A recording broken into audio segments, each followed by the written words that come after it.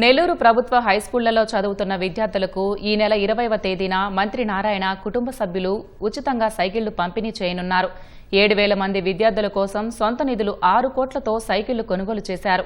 8, 9, 10 తరగతులు చదువుతున్న విద్యార్థులకు సైకిళ్లు ఇస్తామని మంత్రి నారాయణ తెలిపారు. భవిష్యత్తులో 7వ తరగతి పూర్తి చేసుకుని 8వ తరగతికి వచ్చే మరో 3,000 మంది పిల్లలకు కూడా సైకిళ్లు అందజేస్తామన్నారు. నెల్లూరు కార్పొరేషన్లో ఏదైతే ఈరోజు మున్సిపల్ స్కూల్స్ కావచ్చు, జడ్పీ స్కూల్స్ కావచ్చు, దాంట్లో ఆల్మోస్ట్ అందరూ పేద విద్యార్థులు చదివేది.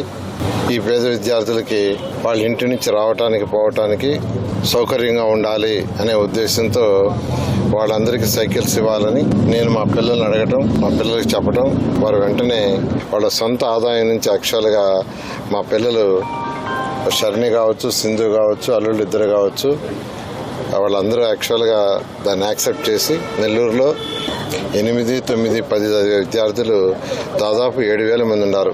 7,000 మందికి యాక్చువల్గా సైకిల్ ఇస్తున్నాం.